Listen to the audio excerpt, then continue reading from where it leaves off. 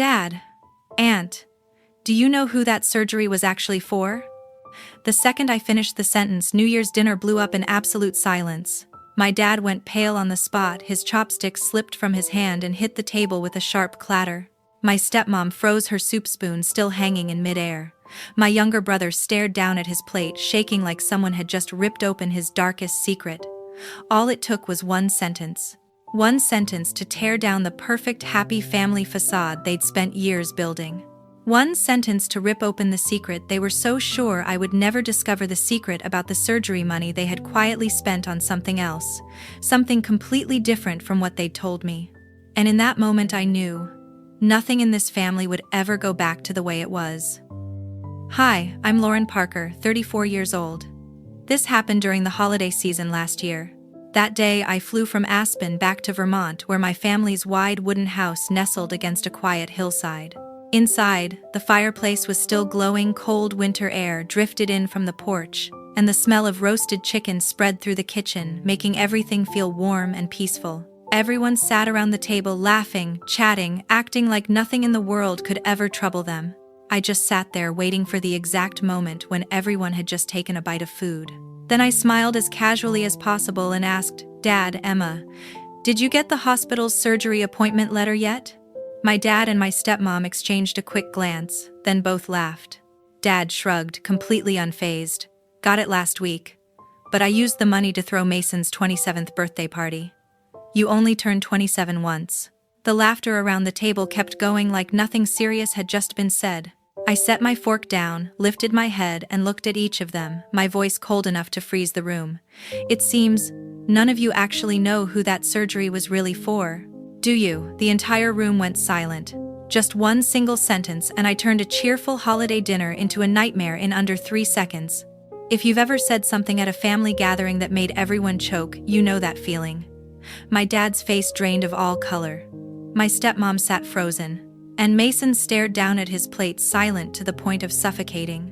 No one said another word for the rest of the night. The next morning, pale sunlight slipped through the wooden blinds in the living room, and I was still lying on the same sofa where I'd stayed frozen all night without a minute of sleep.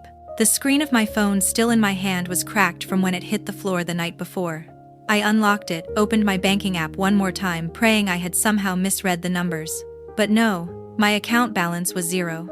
Every last dollar of the $500,000 I had saved over so many years was gone without a trace.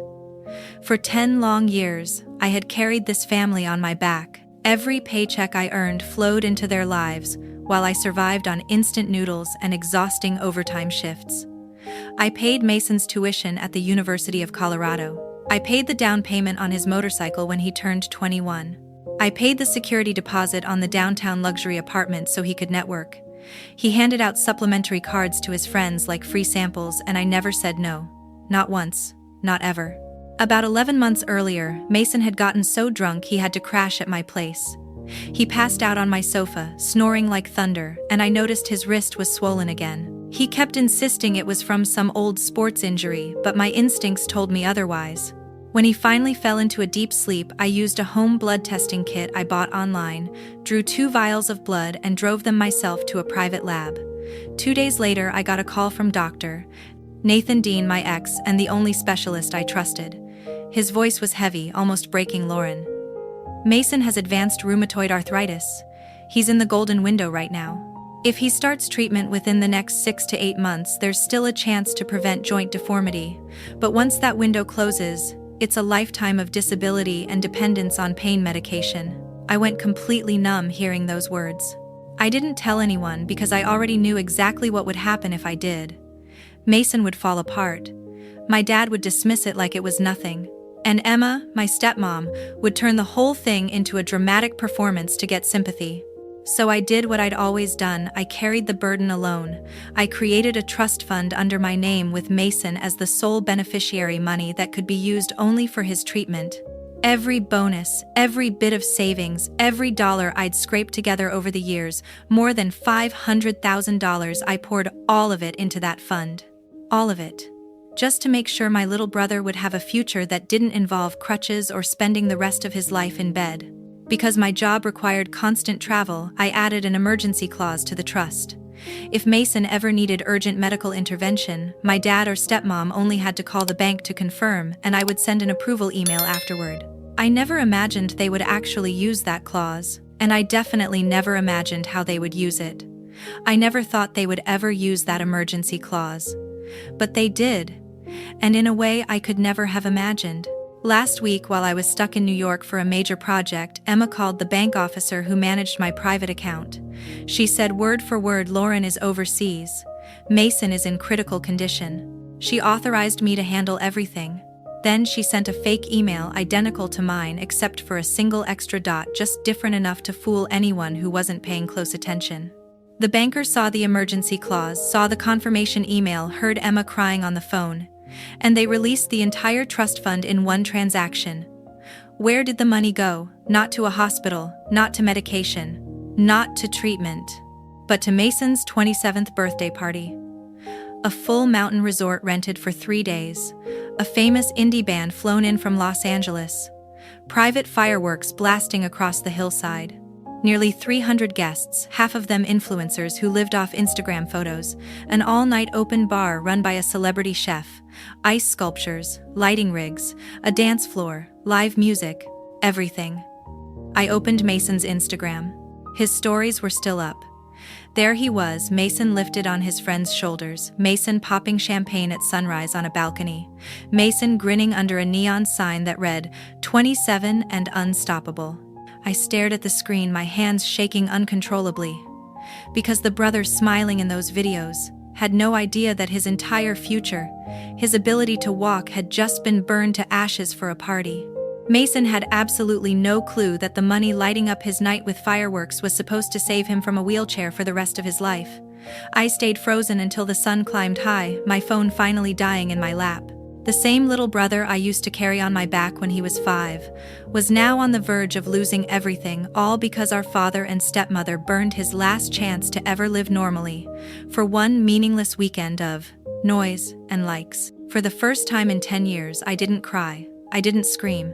Something inside me just shut off. And that morning I made my decision. From now on, they're on their own. I'm done being their lifeline. The doorbell blasted through the silence at 2 a.m, sharp enough to slice the whole house in half.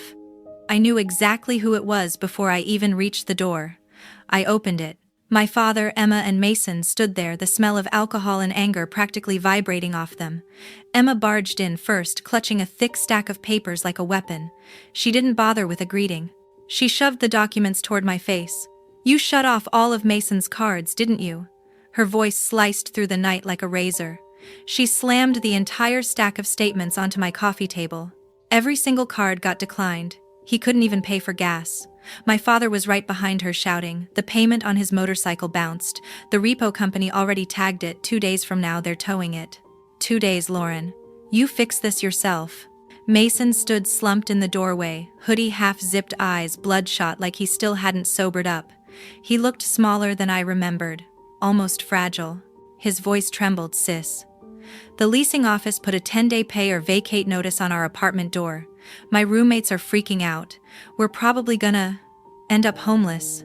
He looked at me the same way he always did, the way someone looks at a firefighter right before the flames swallow them, expecting me to save him again. But that night, for the first time in my life, I finally saw who had really pushed them to this edge. And it wasn't me. Emma kept yelling, her voice climbing higher and sharper. "Do you know how embarrassing this is for them? His friends keep calling, asking why his cards don't work. He's 27, not some broke college kid. This is humiliating." My father jabbed a finger straight into my chest, each word like a nail. "You don't get to cut everything off like that. This house survives because of your money. It always has. You stop, we stop, that's the rule."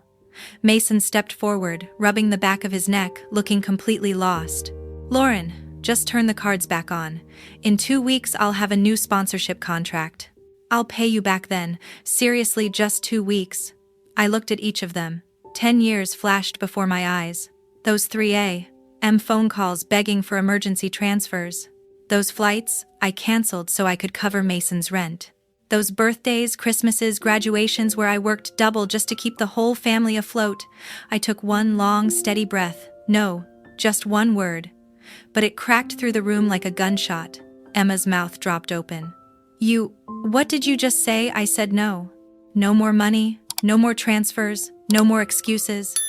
My father's face turned a deep, furious purple. You don't have the right to make that decision. You've supported this family since you were 20.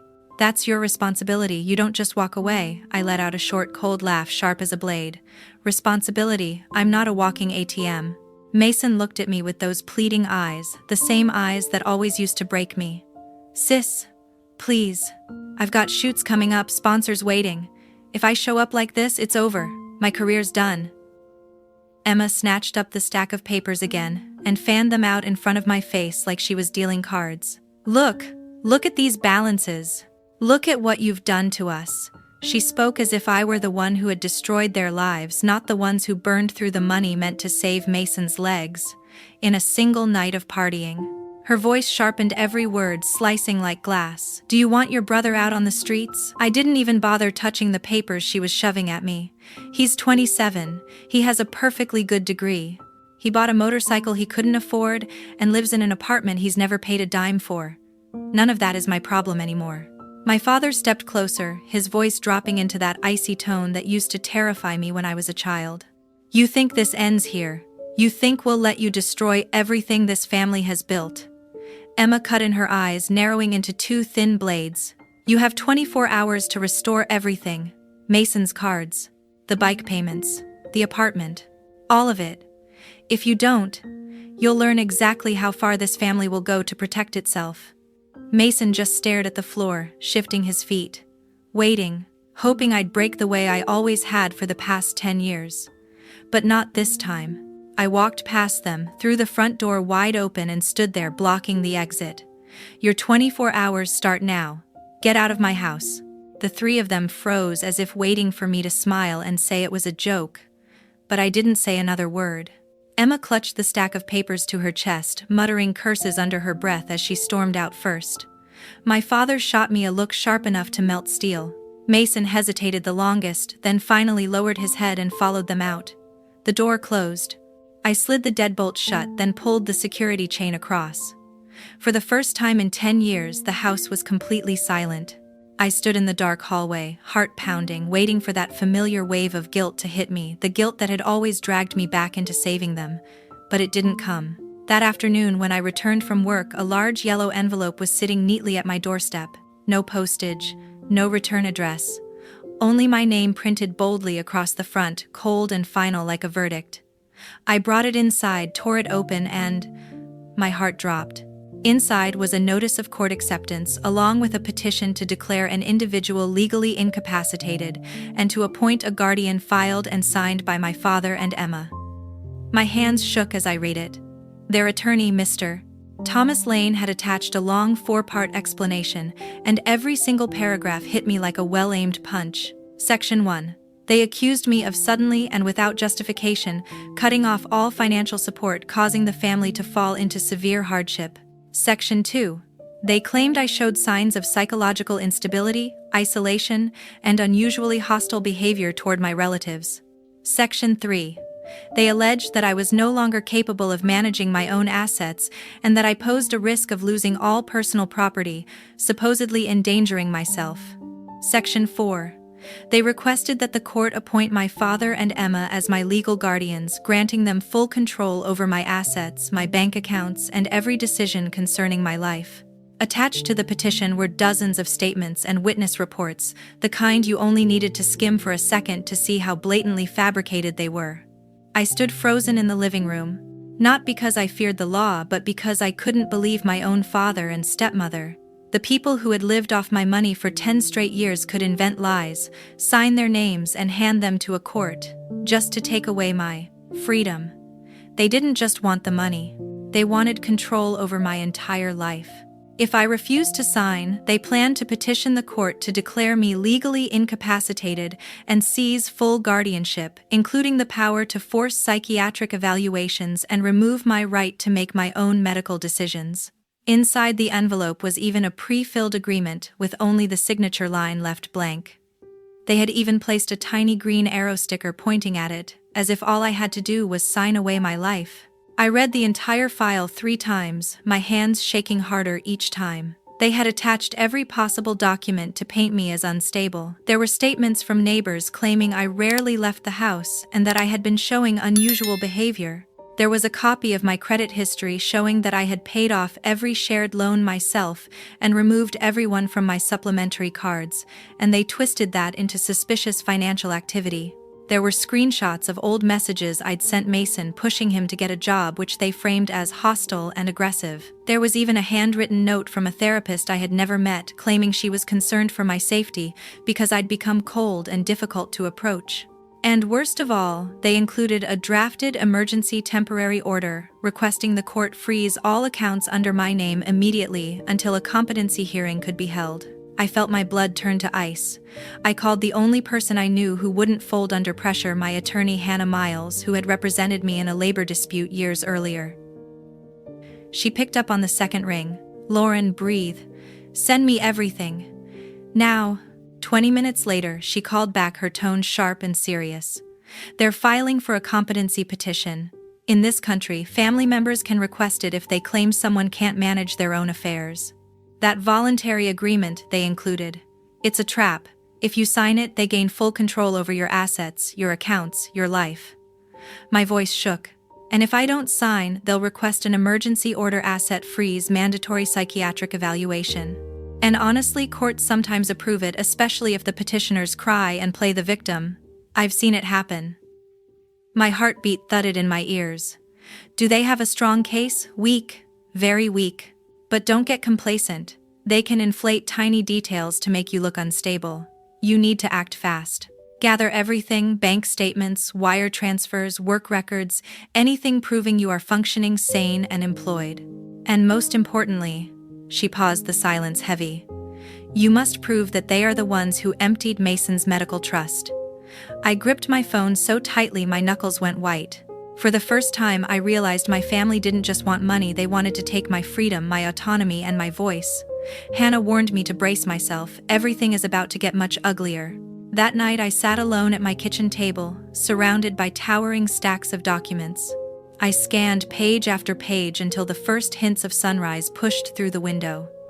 Every time the thought crossed my mind, maybe I should just sign, end this nightmare. A different image flashed in my head: Mason popping open a champagne bottle he didn't pay for, and a wave of nausea snapped me out of my weakness. By morning, I had made my choice. I would not sign, I would not beg, and I would not let them lock me in a psychiatric ward just so they could keep living off me. I prepared an envelope thicker than the one they'd sent me, addressed it to their attorney Thomas Lane, and dropped it into the mailbox. Inside was a single sheet of paper: "See you in court." That night, Denver was brutally cold, fog swallowing the streetlights whole. I had just come back from the grocery store, my arms full of bags, when I saw another envelope taped to my door. One look at it and my stomach tightened. It was from my company's HR department. Before I even opened it, I knew it was bad. Inside was a single notice: immediate termination of employee medical benefits. Reason: multiple fraudulent medical claims exceeding $1 million. Attached were 7 itemized invoices, 3 emergency psychiatric admissions, 2 mandatory detox treatments, 2 suicide risk observation holds. All of them listed me as the patient. And every single form carried a digital signature identical to my real one. But in reality, I had never set foot in any of those facilities. My hands were shaking so hard I had to grab the wall to keep myself upright. I called the insurance hotline immediately, standing on my front porch while the cold mist soaked through my jacket. After 43 minutes on hold, an agent finally came on the line, her voice trembling as she read the file. "Ma'am, these reimbursement requests were submitted through the hospital's internal portal using your exact insurance number, your date of birth, and a digital signature that perfectly matches the one in your records. By law, we're required to suspend all your medical benefits until the investigation is complete." I stood there stunned. It wasn't just my bank accounts. It wasn't just the court petition. Now they had created an entire psychiatric medical record under my name, all to prove I was legally incapacitated, all to find an excuse to seize my assets and take away my freedom. Never in my life had I seen so clearly just how far my own family was willing to go to turn me into a voiceless puppet. The insurance agent added that legally, they had no choice but to freeze all my coverage until the investigation ended. I asked her to read the IP address that had submitted the fraudulent claims. She read the string of numbers one by one, and every single one led back to a place I knew by heart: my father and stepmother's old house, the house where I grew up. A chill ran down my spine that had nothing to do with the cold. Later that same night, at about 1:30 in the morning, someone pounded on my front door so hard the walls shook. I stepped quietly to the peephole. 2 police cruisers from the Denver precinct were parked in my driveway, red and blue lights flashing through the fog. I cracked the door open, and icy wind slapped me in the face. The female officer closest to me brushed wet snow off her shoulder and introduced herself. "I'm Detective Maya Brooks." She spoke quickly. "We received an emergency call from a family member saying you were attempting suicide inside your home." The caller reported screaming and the sound of glass breaking. "We're required to enter and verify your safety." My teeth chattered, not from the cold. I live alone. I was asleep." She nodded, the kind of nod you give when you've heard that exact sentence 100 times before. When a report includes that level of detail, protocol requires us to conduct a full welfare check. "This will only take a minute." I stepped aside. 2 officers walked in their boots, leaving streaks of icy water across my hardwood floor. They opened every cabinet, checked under the bed, swept flashlights through the bathroom, even pulled open the drawers under the sink, searching for poison or sharp objects. One officer spoke into his radio. "Subject is alert, unharmed, unarmed, and shows no signs of self-harm." Detective Brooks handed me a medical transport refusal form. I signed it, my handwriting trembling. As they stepped back toward the door, she paused, studying me for a long moment before asking softly, "Do you want to tell me who's trying to push you to this point?" I let out a laugh, a painful, hollow sound that scraped my lungs. "My parents." She didn't look surprised. Not even a little. Just a slow, knowing nod. As if she'd seen far too many cases like mine, and understood that this kind of cruelty rarely comes from strangers. Detective Brooks didn't blink. "We get these false reports a lot. Most of them turn out to be fabricated." She handed me a business card. "If they try anything again, call me directly. I'll notify the patrol unit about your situation." When the police lights finally disappeared into the fog, I just stood there in the doorway, letting the freezing wind hit me until my fingertips went numb. Then I shut the door, slid every lock into place, and even dragged a chair under the doorknob as if they might come back any second to break it down. I opened my laptop and logged into my insurance portal. My premium coverage flashed red across the screen, canceled under fraud investigation, over $1 million in fabricated medical claims, a fabricated suicide report at 1:30 in the morning, a police welfare check triggered by lies. They weren't even pretending anymore. They wanted me to break, right now. I curled up on the sofa, my jacket still wet, droplets falling onto the old carpet. The house was silent except for the wind whistling through the loose window panes.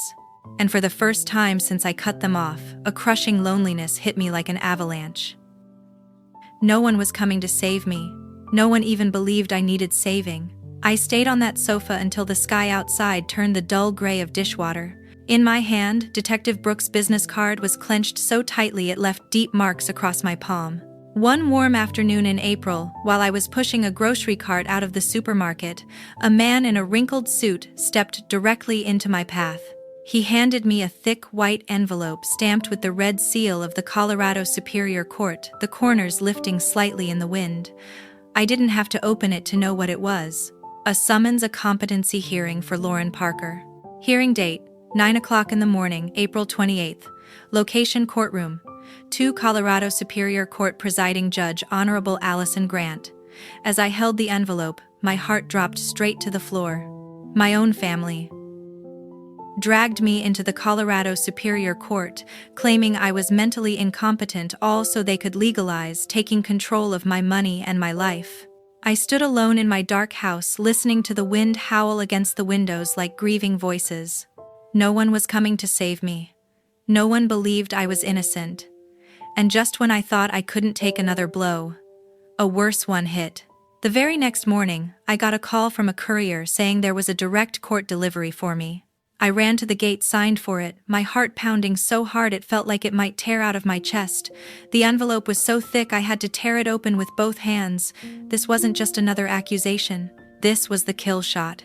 They wanted to bury me legally. I carried the heavy file back toward my car, feeling like every step sank deeper into mud. I knew then, this wasn't a family dispute anymore. This was a battle for my freedom. When I opened the packet, I understood just how far they had prepared for this. I gripped the red-sealed court document until the edges dug into my palm. It felt like the ground beneath me was sliding away piece by piece. So this was it.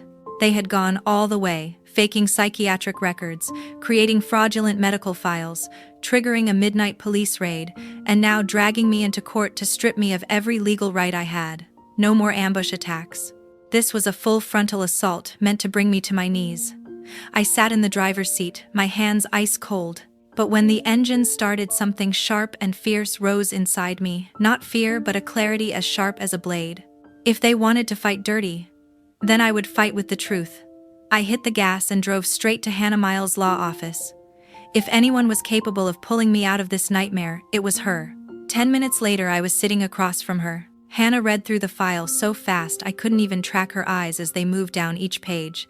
Then she snapped the folder shut and looked directly at me. "Lauren, you're being played in the dirtiest case I've seen in 10 years of practice. But don't worry, I'm taking this." I almost collapsed from relief. Hannah stood, her tone firm and final. "We need to get to Colorado Springs immediately. This hearing cannot happen without you.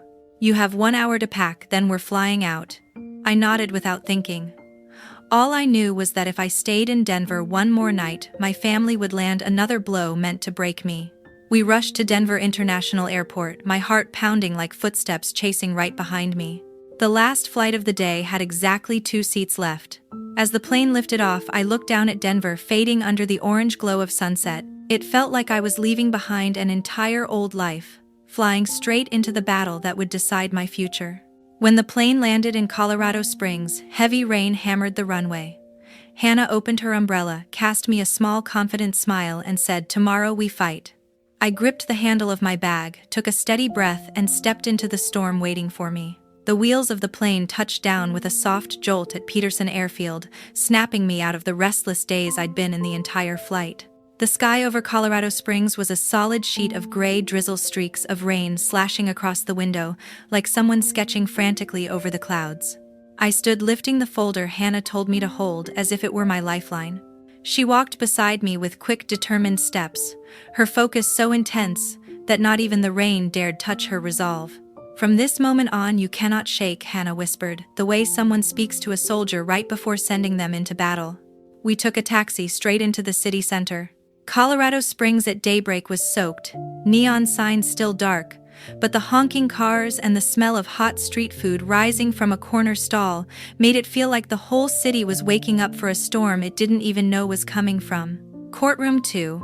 When the courthouse appeared through the rain, stern, cold, towering like a slab of gray stone, my heartbeat thudded so loudly I could hear it in my ears. Hannah placed a steady hand on my shoulder. "Remember this, they only win if you're afraid. Stand firm and they lose." I inhaled deeply and stepped inside. The smell of damp tile and the echo of footsteps bounced through the hallway like war drums guiding me toward the courtroom. A clerk opened the door. "Guardianship petition hearing. All parties please enter." I stepped through the threshold. The hearing began. Attorney Lane rose first, his voice sweet as syrup but sharp underneath. "Your Honor, we are simply trying to save our daughter from her own deterioration." Hannah stood immediately, cutting him off before he could add another word. "Your Honor, this is not an act of care. This is a calculated scheme to seize her assets built entirely on fabricated evidence and fraud. We request the court dismiss the petition and refer the entire case for criminal investigation." Judge Grant narrowed her eyes, her gaze as sharp as a blade. "Miss Miles, I see mention of an additional witness in your filing. Call them." Hannah nodded softly, but with the force of silence that swallowed the entire room. The respondent calls, "Dr. Benjamin Hart." A side door opened. Dr. Benjamin Hart stepped in sleek black suit, crisp shirt, a thick red folder in his hand. He didn't look at me as he walked past, but just before he sat down, his eyes met mine for half a second, steady, regretful, but resolute. He raised his hand, was sworn in, then took the witness seat. Hannah began softly, too softly, the kind of soft that hides a blade. "Dr. Hart, could you tell the court what your relationship is with Mason?" He answered each word clear and controlled. I am the specialist who diagnosed Mason's condition. The entire courtroom rippled with shock. Emma lurched halfway out of her seat. Objection, that is private medical. Bang. Judge Grant's gavel cracked through the room. Overruled. Witness will continue. Dr. Hart opened the red folder. The sound of the pages turning was so sharp it made my heartbeat stutter. 11 months ago, he said calmly, I confirmed that Mason had advanced rheumatoid polyarthritis progressing rapidly. Without biological therapy within the first year, the risk of permanent disability is nearly certain. A few people behind me gasped. Dr. Hart continued, Mason's family was never informed. Because his sister Lauren handled all treatment arrangements herself. He lifted a page and projected it onto the courtroom screen. Bank statements, the treatment trust I had created, the $500,000 I had saved over 10 years. Then he turned another page, his voice steady, unwavering. This is the forged email authorizing the withdrawal. This is the transaction emptying the entire medical trust. He turned again. This is the invoice for the luxury villa rental. This is the fireworks receipt. And this is the list of paid performers, mostly TikTok influencers. The courtroom erupted. Everything my father and Emma had tried to hide was being peeled back layer by layer, exposed under the brightest possible light. I sat there, my hands clasped so tightly my knuckles had turned white. For the first time, the truth wasn't twisted. It wasn't buried, silenced, or distorted. It stood in the center of the courtroom, alive, undeniable. My father's face drained to the color of ash, and Emma clutched the edge of the table so hard her knuckles matched mine. Doctor. Hart continued, his tone cold and methodical, every word hitting them like a hammer. The treatment window closed 4 months ago. Mason now faces a lifetime risk of disability and dependence on heavy pain medication. That money was his only chance. Mason yanked off his headphones, leapt to his feet, and shouted, What are you talking about? Dr. Hart turned to him, meeting his eyes without hesitation. Your parents used your entire medical trust to throw you a birthday party. Money meant to save your legs. Mason's mouth fell open, closed, then opened again, completely unable to process what he'd just heard. He turned to Emma, his face as pale as bone. Mom. But Emma only stared down at the table, unable to meet her son's eyes for even a second. Attorney Miles stepped forward and placed 2 thick binders in front of Judge Grant. 11 witness statements submitted by my father's side and 3 retractions where the same witnesses admitted they had been paid 12 million dung each to sign lies. Attorney Lane shot up, desperate. Your Honor, bang. The gavel cracked through the room. Judge Grant didn't even look at him. Silence. I am reading. The air thickened.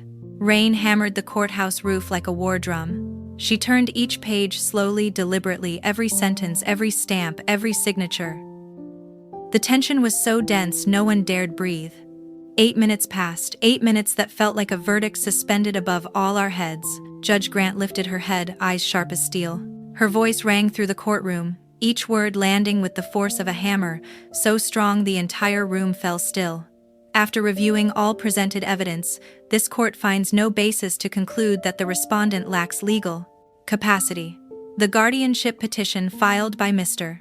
Andrew Parker and Mrs. Emma Parker is wholly unfounded, submitted with malicious intent and supported by organized falsification. It was as if my father had been slapped across the face. Emma clutched the edge of the table to keep from collapsing. But the judge wasn't finished. Her tone grew colder, more final. The court hereby dismisses the petition in its entirety. Furthermore, Mr. Parker and Mrs.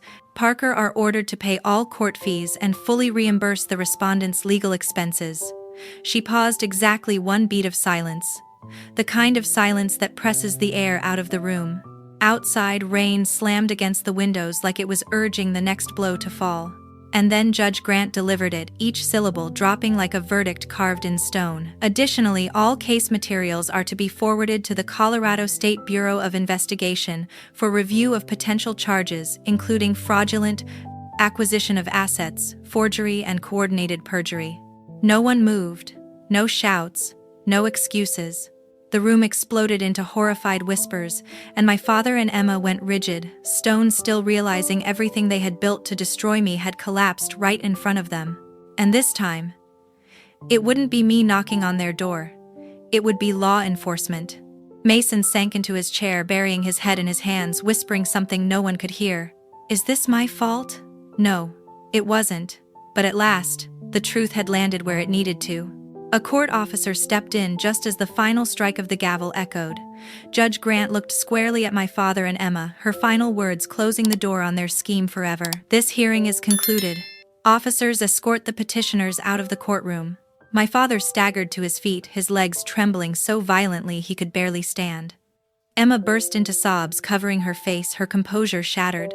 As for Mason, he sat frozen, staring at the screen where the fireworks invoice still glowed, the party that had stolen the future of his own legs. Dr.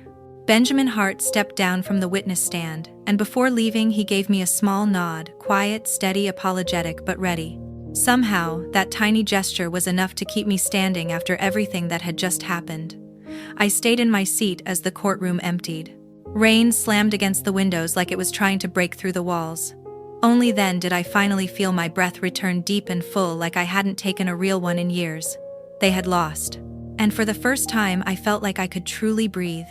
Mason's first wave of pain hit in June. By August, he couldn't hold a cup of coffee. By October, he needed a walker.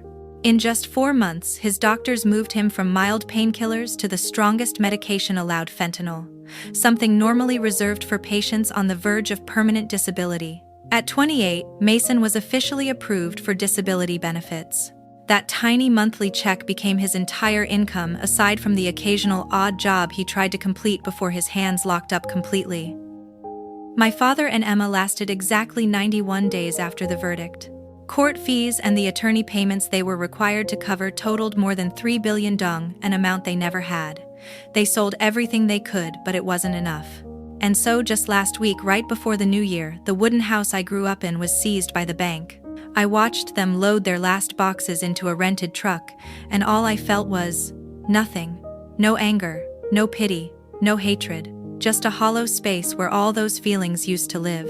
They left me dozens of voicemails, long and desperate, but I didn't listen to a single one. In January, I listed my house in Denver.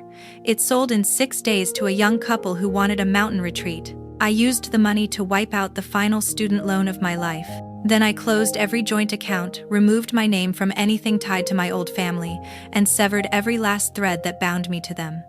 Finally, I bought a one-way ticket, no return date, no forwarding address. No more chains. And as the plane lifted off the runway, leaving behind the mountains, the courthouse, the funerals of relationships I once tried so hard to save, I understood something with a clarity sharper than any pain I'd ever felt. Freedom isn't the cloud, absence of responsibility. Freedom is choosing which responsibilities don't get to own you anymore. For the first time, I wasn't afraid. I wasn't someone's provider, someone's lifeline, someone's walking wallet. I was just me, whole, untethered, breathing. And sometimes that alone is a miracle. Colorado, the place I once believed I'd be trapped in forever, grew smaller and smaller beneath the plane's wing. I moved to a new city, started a new job, rented a tiny apartment, and even changed my phone number. At that new job, I began introducing myself by my middle name, Lan, as if to remind myself every day that I had stepped into a different life, a life no one else controlled, a life no longer bound by fear, and most importantly, a life that finally belonged to me.